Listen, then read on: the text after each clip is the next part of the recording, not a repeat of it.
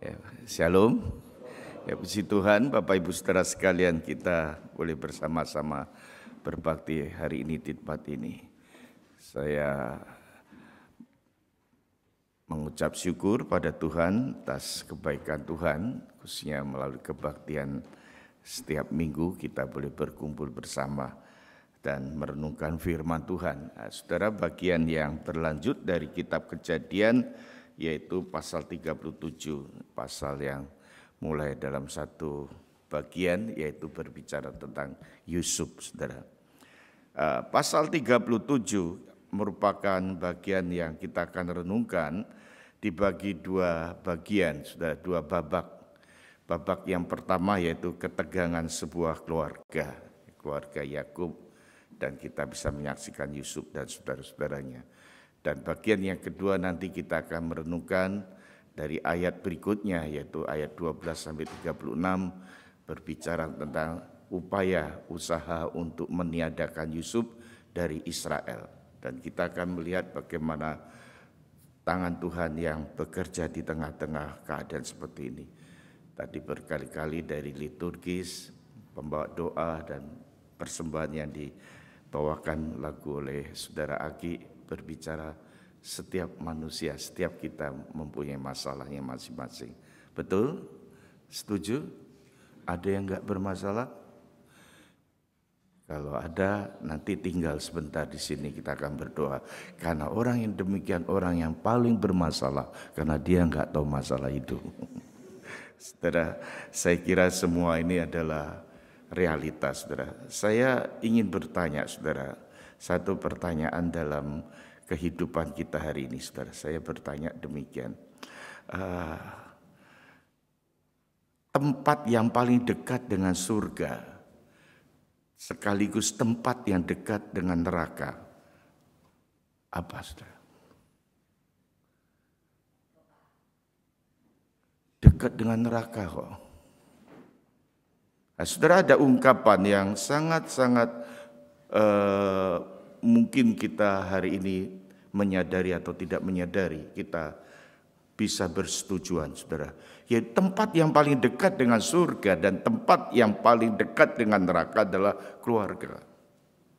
Saudara, saya pikir pernyataan ini sangat benar, saudara. Saudara, kita melihat banyak keluarga-keluarga yang begitu harmonis. Ada keluarga yang dekat, bahagia, akrab, saling mengasihi. Ketika salah seorang anggota keluarga pergi jauh ke tempat yang jauh, keluar kota, keluar negeri, saudara, orang yang demikian akan rindu pulang ke rumah. Sehingga ada istilah home sweet home.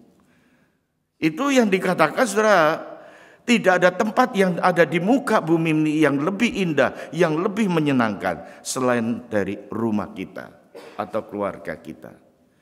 Dekat dengan surga. Tetapi sebaliknya, saudara-saudara, ada keluarga atau rumah tangga. Itu menjadi tempat yang paling menderita, saudara. Tempat yang menyengsarakan, saudara. Tempat yang membuat orang itu tidak kerasan, saudara. Tempat yang panas, peperangan, konflik terjadi, suami, istri, anak, orang tua, bahkan menantu, mertua. Mereka, ada suami-suami itu yang enggan untuk pulang ke rumah, saudara. Lebih baik meninggalkan rumah dengan berbagai macam alasan yang mengatakan lembur di kantor. Ada yang mengatakan banyak tugas di luar kota. Dan istri-istri dalam kegiatan sosialnya, mereka merasa di rumah itu terlalu pekat, terlalu berat. Banyak ibu-ibu yang senang jalan-jalan, enggan pulang ke rumah, dekat dengan neraka. Saudara, saya ajak saudara untuk merenungkan kisah daripada keluarga di dalam bagian kita ini, saudara. Saudara-saudara, pasal yang ke-37 ayat 2 sampai yang ke-11, ayat mulai dari ayat yang ke-1 ini berbicara tentang keributan yang dimulai dari Yakub. Keributan yang dikatakan di sana secara ringkas, saudara, Yakub itu lebih mencintai terlalu banyak kepada Yusuf. Dan Yusuf itu dicintai terlalu besar dibandingkan saudara-saudaranya. Saudara-saudara yang lain ini saudara dapat cinta lebih sedikit, lebih kecil daripada Yusuf. Saudara, masalah ini berkembang, makin berkembang karena Yusuf ini anak emas, anak kesayangan. Saudara. Yusuf di dalam teks ini dikatakan umurnya masih muda, 17 tahun. Dan memang ia sering membantu saudara-saudaranya itu menggembalakan domba-domba di padang. Saudara. Yusuf itu dikatakan seringkali setelah bekerja membantu saudara-saudaranya. Tetapi kalau pulang ke rumah, karena Yusuf itu masih muda, sangat polos, anaknya suka terus terang. Dia suka kasih report, kasih laporan ke ayahnya. Termasuk report-report yang bad report. Report-report, laporan-laporan yang tidak menyenangkan. Laporan yang jelek tentang saudara-saudaranya. Mungkin saudaranya malas kerja. Mungkin ada yang tidak sungguh-sungguh dan sebagainya. Dan saudara-saudara membuat saudaranya jengkel dan marah. Saudara-saudara, masalah Yakub terlalu sayang kepada Yusuf. Dan dia menganggap apa yang dikatakan oleh Yusuf, apa yang diperbuat oleh Yusuf dianggap benar dan baik adanya. Saudara, sebagaimana Ribkah itu begitu sayang kepada Yakub, demikian juga Yakub begitu sayang kepada Yusuf. Ini paralel, saudara. Bapak Ibu Saudara sekalian, di dalam keluarga, tidak heran keluarga besar, itu ada favoritisme. Ada favoritisme, saudara-saudara. Ishak favorit dengan Esau, Ribkah dengan Yakub. Sekarang giliran Yakub dengan Yusuf. Saudara-saudara, anak-anak yang lain ini tidak diberikan kasih yang sama. Yusuf diberikan yang istimewa. Yusuf diberikan jubah royal, jubah kerajaan, jubah yang mahal, jubah yang mewah. Itu yang diberikan pada Yusuf. Dan ini dikatakan di Alkitab menimbulkan iri hati, jealous dari saudara-saudaranya. Jubah ini adalah seakan-akan saudara-saudara, Yakub itu memperlakukan Yusuf itu seperti raja, saudara. Saudara-saudara, dengan tidak disadari oleh Yakub, sebenarnya ini kita bisa melihat bagaimana Yakub sedang mempersiapkan Yusuf sebagai raja. Yusuf anak terakhir dari Rahel. Memang ada Benyamin yang dituliskan oleh penulis di bagian ini. Kemungkinan besar Yusuf hari itu anak terakhir. Belum menyusul anak yang kecil. Benyamin belum ada. Sebelum Benyamin muncul, Yusuf anak yang terkecil dari Rahel ini, saudara-saudara, itu lahir di masa tuanya, saudara. Saudara-saudara yang dikasih Tuhan, tetapi ada satu istilah, the last, tapi seperti the first. Yang terakhir itu seperti yang utama, yang besar, yang paus sulung, bukan yang bungsu, saudara. Apakah ini kesengajaan dari Yakub? Karena Yakub anak terakhir menjadi yang sulung. Saudara-saudara, Yusuf begitu dibenci oleh saudara-saudaranya. Saudara. Ayat yang keempat itu dikatakan, dilihatnya oleh saudara-saudaranya bahwa ayahnya lebih mengasihi Yusuf dari semua saudaranya. Maka bencilah mereka itu kepadanya dan tidak mau menyapa dengan ramah. Kata menyapa ini dipakai dalam bahasa Hebrew-nya adalah shalom. Yang biasa dipakai oleh orang-orang Ibrani, oleh orang-orang pada zaman itu sebagai sapaan, shalom. Shalom ini mempunyai makna, mempunyai maksud, mempunyai arti yang dalam, saudara-saudara. Bukan sekedar ungkapan basa-basi, tetapi ini suatu ungkapan yang dalam, yang penuh kasih. Yang dikatakan memberikan damai sejahtera. Tetapi apa yang terjadi, saudara-saudara? Saudara-saudara yang enggak respons. Saudara-saudara, ayat yang ke-5 sampai ayat yang ke-11 diceritakan Yusuf bermimpi. Orang bilang Kalau ngimpi ya diam-diam sajalah. Tetapi di sini Yusuf ngomong, karena Yusuf itu anak yang polos, saya katakan.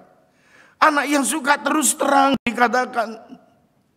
Dia ceritakan mimpinya itu kepada saudara-saudaranya. Yusuf yang masih muda. Dia mengatakan, ada berkas gandum. Aku dapat mimpi bersama-sama kamu mengumpulkan berkas gandum. Tetapi semua dikatakan berkas gandum itu dikatakan yang ada di tengah-tengah semua itu mengelilingi berkas gandumku. Dan dikatakan berkas gandumku itu berdiri tegak. Dan berkas gandummu semua menunduk menyembah berkas gandumku. Saudara-saudaranya jengkel, saudara. Ini ngimpi apa? Kamu mau jadi raja? Kamu mau berkuasa atas kami, dikatakan di sana. Ayat yang ke-8 dikatakan di situ, saudara, apa yang terjadi? Saudara-saudara berkata kepadanya, apakah engkau ingin menjadi raja atas kami? Apakah engkau ingin berkuasa atas kami? Jadi makin bencilah mereka kepadanya karena mimpinya, karena perkataannya itu. Saudara-saudara, makin benci Yusuf. Saudara, di ayat yang ke-11 dikatakan, maka iri hatilah saudara-saudaranya kepadanya, tetapi ayahnya menyimpan hal itu dalam hatinya. Apa yang dikatakan ini, saudara? Mimpi lagi, saudara. Yusuf bermimpi lagi, saudara-saudara. Matahari dan bulan dan 11 bintang. Ini sekarang yang diceritakan bukan saudara-saudaranya, tetapi termasuk papa dan mamanya, saudara-saudara. Dikatakan di sana, saudara, yaitu 11 bintang, matahari dan bulan dikatakan. Menyembah. Saudara, dikatakan di sana, papanya mengatakan, apa arti, apa mimpimu itu, apa sih sebenarnya? Ayat yang ke-11, Yakub, walaupun belum tahu arti mimpi itu, tapi Yakub menangkap sesuatu pesan. Ayat 11 karena dikatakan disimpan di dalam hati. Yusuf sama sekali nggak tahu juga arti mimpi itu. Yusuf hanya menceritakan mimpi. Dikatakan di sini level kebencian semakin kuat. Saudara, apa artinya? Level kebencian yang semakin kuat, yang semakin dalam, saudara. Lahirlah suatu rencana untuk meniadakan Yusuf. Untuk menghapus Yusuf, untuk membunuh Yusuf. Saudara-saudaraku, sebenarnya Tuhan memberikan mimpi kepada Yusuf. Mempunyai maksud. Mimpi ini harus dihidupi, dipelihara karena Yusuf dan mimpinya itu menyatu, saudara. Kalau menyediakan mimpinya, menghapus mimpinya, menghapus Yusuf, ini tidak bisa dipisahkan. Nah, maka saudara-saudara kalau kita memperhatikan pasal ke-37 ayat yang ke-12 sampai 36. Pada saat membaca kisah ini saudara-saudara mungkin diantara kita bertanya. Dalam situasi seperti ini, di dalam rumah tangga seperti ini. Di mana Tuhan? Di mana Tuhan? Bukankah Tuhan berjanji kepada Yakub? Tuhan berjanji akan memelihara mereka, memberikan shalom dikatakan. Tetapi saudara perhatikan tidak tercatat sama sekali namanya Tuhan. Tidak ada di sini. Jawabannya seakan-akan tidak ada Tuhan pada waktu situasi itu dialami oleh Yusuf. Tapi kita akan melihat saudara-saudara. Sebenarnya Tuhan ada di tengah-tengah mereka. Amin. Inilah tema kita, saudara. Tuhan ada di situasi di mana yang dihadapkan oleh Yusuf, saudara-saudara. Saudara-saudara, jawabannya ada, Tuhan ada. Walaupun tidak kelihatan tetapi sesungguhnya sangat jelas. Karya ada, karya Tuhan ada di tengah-tengah kisah ini, saudara. Saudara-saudara, Tuhan itu ada ketika Tuhan memberikan mimpi kepada Yusuf. Itu pun Tuhan sudah ada, saudara-saudara. Dan Tuhan sedang ada mengerjakan mimpi daripada Yusuf. Saudara mungkin berpikir, mimpi Apa artinya di sana mimpi? Saudara, mimpi di dalam perjanjian lama, mimpi pada zaman itu enggak seperti mimpinya kita hari ini, saudara. Mimpi pada waktu itu, pada zaman itu, berbeda dengan arti mimpi zaman sekarang, saudara. Perjanjian lama itu mengartikan mimpi sebagai revelation. Pernyataan Tuhan kepada umatnya, kepada nabi-nabinya, kepada orang-orang yang dipilihnya. Mimpi itu sebagai suatu pesan. Mimpi itu sebagai suatu pesan yang Tuhan mau sampaikan kepada seseorang untuk mau diberitakan, saudara. Beda mimpi kita, saudara. Mimpi di siang hari bolong. Saya suka lucu kalau seringkali mimpi dibangunkan oleh istri. Mimpinya putus, saya jengkel sekali. Lagi makan, enak kamu. Mimpinya setelah gitu, saya tidur lagi. Saya suka lucu, mau tak sambung lagi, gak bisa. Mimpi aja gak bisa disambung, apalagi nafas kehidupan kalau sudah berhenti. Gak ada bisanya menyambung.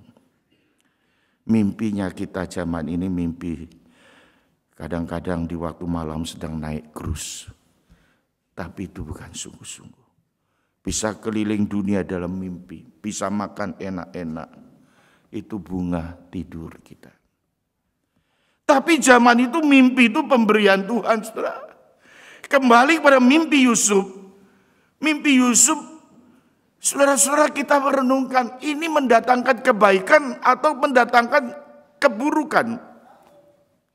Mendatangkan yang baik atau mendatangkan sebaliknya, saudara? Mimpi yang Tuhan berikan kepada Yusuf ini, saudara-saudara, justru memberikan situasi yang lebih buruk lagi di dalam rumah tangga, di dalam keluarga besar daripada Yusuf. Dikatakan oleh Alkitab justru dengan mimpi itu saudara-saudara Yusuf makin benci kepada Yusuf. Sampai pada mereka mau membunuh Yusuf. Mimpi itu enggak menolong, bahkan semakin memperburuk situasi hari itu. Saudara-saudaraku, perlu kita sadari, tanpa mimpi Yusuf tidak ada kisah Kejadian pasal 37 sampai pasal 50. Ini berhenti di sana. Maka saudara-saudara, kita akan melihat dari waktu ke waktu sampai pasal yang ke-50, kita akan melihat satu kisah yang lengkap, yang begitu indah sekali dalam keluarga yang ada di dalam Tuhan, yang disertai Tuhan, yang mengadakan satu kehidupan bersama dengan Tuhan. Saudara-saudara, mimpi Yusuf ini penting sekali, saudara. Mimpi yang diberikan kepada Yusuf ini adalah harus dijalani dalam kehidupan. Karena mimpi dalam kehidupan Yusuf ini, saudara-saudara, kalau kita perhatikan dari pasal ke pasal sampai pasal yang ke-50, kita tahu justru disitulah Tuhan sedang menyediakan jalan keselamatan bagi bangsa Israel, bagi umat Allah. Waktu kita membaca kisah perikop ini, kelihatannya tidak melihat Tuhan. Kita tidak menyaksikan bagaimana pertolongan Tuhan kepada Yusuf. Tangan Tuhan seakan-akan tidak bekerja di dalam kebahayaan Yusuf. Di dalam tengah-tengah keadaan di mana keluarga itu, saudara-saudara itu berencana untuk membunuh Yusuf. Tapi mari kita perhatikan ayat 12 sampai 36 ini. Ayat 12 dan 13, saudara-saudara, dikatakan rupanya saudara-saudara yang sedang bekerja di Sikem. Saudara ingat khotbah-khotbah yang lalu, khususnya di pasal 34, saudara. Sikem itu disebutkan di pasal 34 itu adalah kisah yang boleh saya katakan secara manusiawi adalah peristiwa yang sangat menyedihkan. Kita memperhatikan bagaimana Dina, anak Yakub, perempuan satu-satunya yang disenangi oleh Sikem, dan peristiwa yang menyedihkan terjadi di sana. Bagaimana keluarga anak-anak daripada Yakub. Dan disitulah saudara-saudara kekhawatiran Yakub melihat anak-anak saudara-saudara Yusuf yang ada di Sikem. Dia minta Yusuf pergi susul saudara-saudaramu, koko-kokomu di sana. Yusuf itu anak yang polos, yang baik, saudara. Dan di bagian ayat 12 sampai 36 kita melihat Yusuf itu anak yang taat pada orang tua. Enggak pernah bantah, enggak pernah say no. Tidak argue, dia berkata, wah ya harus ke sana.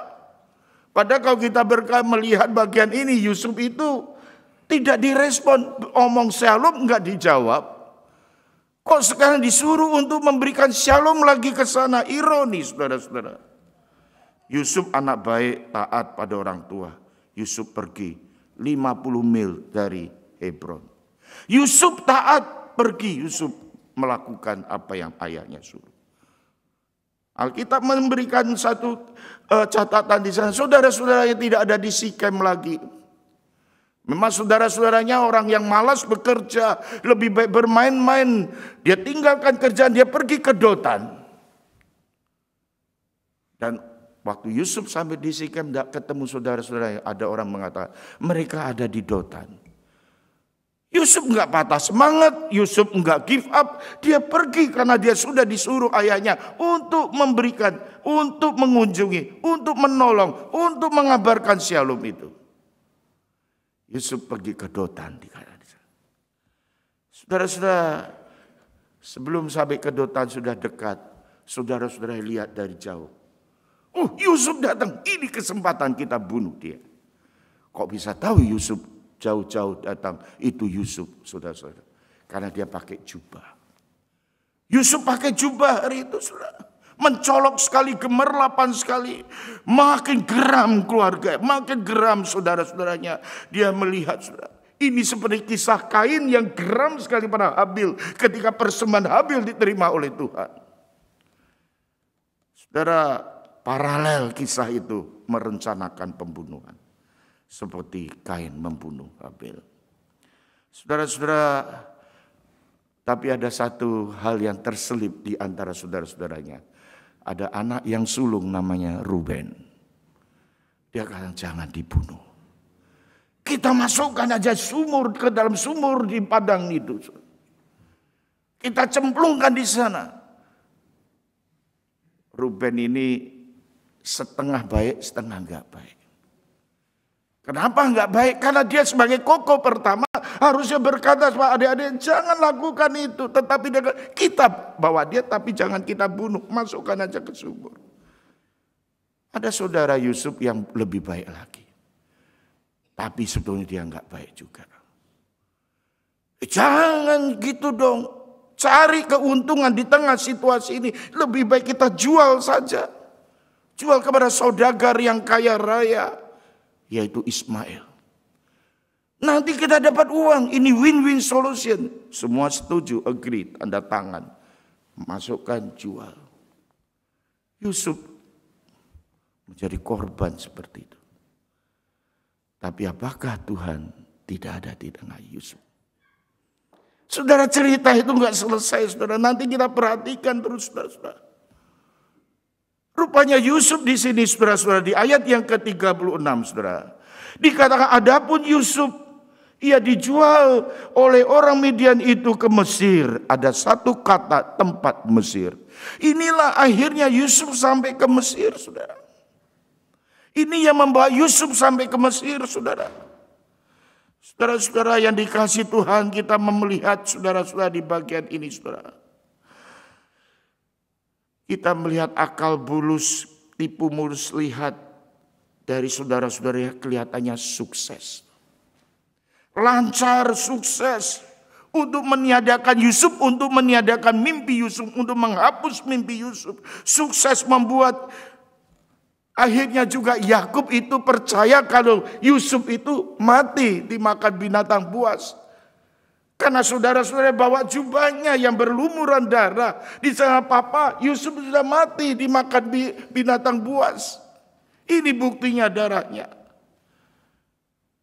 Mereka sukses menipu.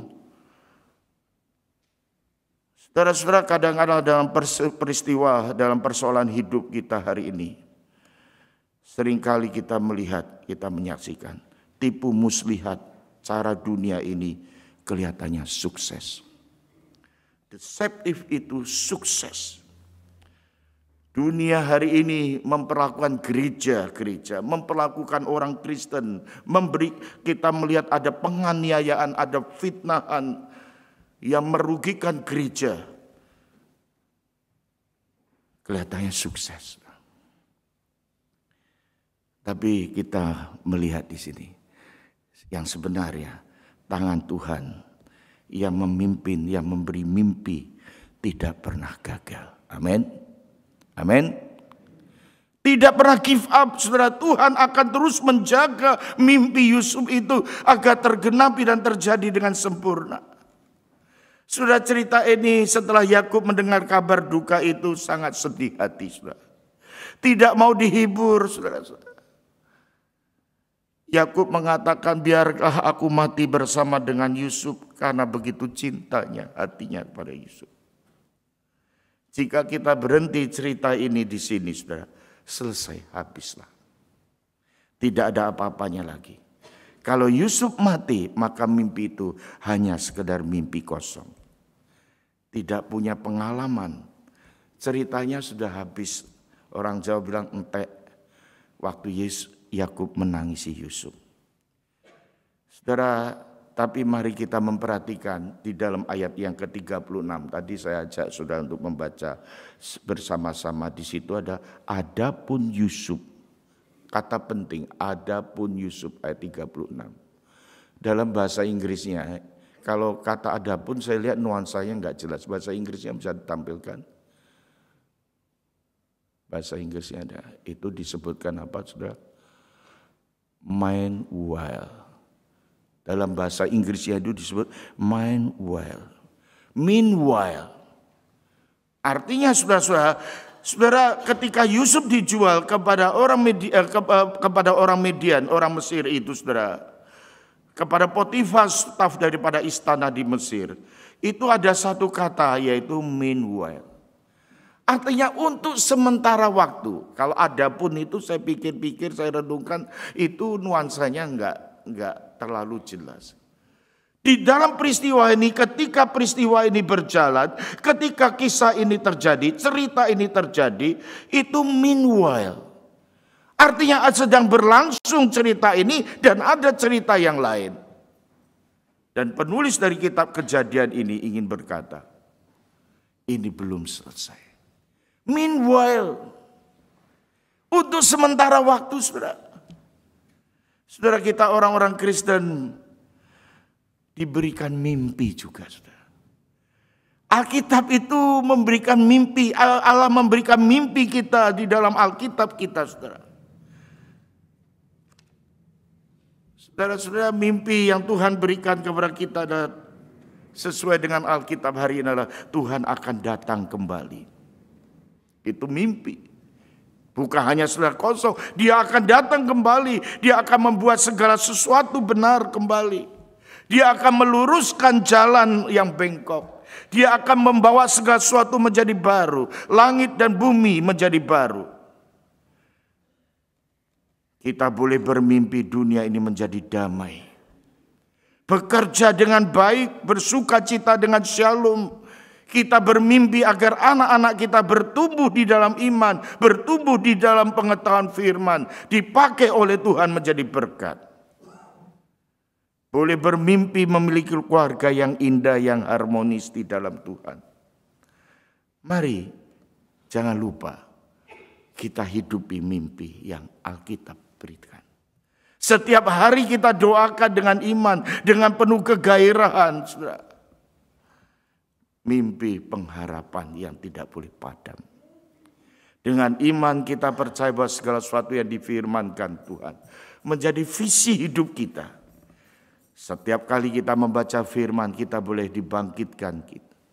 Kita boleh dimotivasi, kita boleh didorong, saudara. Karena kita memiliki pengharapan. Meanwhile, Yusuf sampai ke Mesir.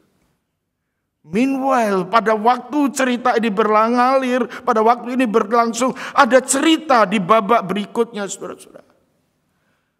Saudara-saudara, Dietrich Bonhoeffer itu seorang pendeta Jerman. Kalau saudara membaca bukunya, luar biasa, khususnya tentang discipleship, tentang kehidupannya, riwayatnya. Dia seorang pendeta Jerman yang menentang Nazi. Dan dia ditangkap di masa Perang Dunia Kedua. Dimasukkan di kamp konsentrasi. Dihukum mati. Pada tahun 1945 bulan April, sebelum Nazi menyerah, sebelum Hitler mati bunuh diri. Pada waktu itu berusia 39 tahun, sangat muda sekali. Saudara-saudara, saya melihat ada satu kisah lain, saudara, yang menarik sekali. Rupanya Dietrich Bonhoeffer ini punya kekasih, punya tunangan. Dan pada waktu 3 bulan sebelum dia masuk ke penjara, kamp konsentrasi, tunangannya ini dalam ikatan kasih yang begitu dalam. Setelah itu dia masuk ke penjara di Dietrich Bonhoeffer. Dia selalu dengan setia menulis surat kepada kekasihnya yang bernama Maria von Wedemeyer. Dan itu sudah dibukukan. Dalam surat-surat cinta itu dibukukan. Jadi surat yang diberikan, yang dikirimkan oleh Bonhoeffer ini dibukukan. Yang judul bukunya adalah Love Letters from Cell 92. Rupanya surat cinta dari alamat kamar kamp konsentrasi sel nomor 92. Surat cinta ini diantaranya ada yang menarik sekali. Dia mengatakan, pengharapan itu tidak boleh dilepaskan. Kita akan berjumpa kembali. Saudara-saudara, Bonhoeffer menulis surat itu, kita akan bertemu kembali. Dan saya akan dibebaskan dalam kamp konsentrasi ini. Penjara itu ada banyak pintu-pintu, dan pintu yang paling dirindukan, pintu yang paling utama, yaitu ketika seorang bisa dibebaskan. Dan Bonhoeffer mengatakan dalam suratnya itu, kita akan bertemu kembali. Saya akan melihat pintu itu terbuka dan saya akan keluar dan saya boleh dibebaskan. Saudara-saudara, namun kalau saya tidak dibebaskan di dunia ini, nanti kita bisa ketemu lagi ketika Yesus datang kedua kalinya. Saudara, ini pengharapan eskatologis, Yesus datang kedua kalinya. Saudara, pintu penjara itu sewaktu Bonhoeffer tinggal 2 tahun di kamp konsentrasi, akhirnya dihukum mati dengan digantung. Tetapi Bonhoeffer menuliskan satu surat love letter from 92, sel nomor 92. Dia berkata, nanti ketika Yesus datang kedua kalinya, ini janji yang kekal. Ini yang menjadi fokus hidupnya. Dan dekat kita akan bertemu kembali di dalam pengharapan yang kekal. Saudara, ketika saya membaca ayat 36 ini yang belum selesai, kelihatannya dot-dot titik-titik ini tidak ada sambungannya. Tapi saudara, penulis ingin berkata, tunggu tanggal berikutnya. Dan saya harapkan di khotbah yang akan datang ini, kita akan melihat. Dan kita melihat satu bagaimana tangan Tuhan yang bekerja. Mungkin ada di antara kita sedang menghadapi pergumulan hidup. Sakit penyakit, kekhawatiran, anak-anak menginjak besar, remaja, maunya sendiri, pergumulan suami istri, anak orang tua. Ketika kita diingatkan ada meanwhile, ada cerita yang lain. Seakan-akan penulis ingin berkata, tunggu cerita Allah berikutnya. Amin. Ya, Tuhan menolong kita. Mari kita siapkan untuk menerima perjamuan suci ini. Bersama-sama kita akan berdoa.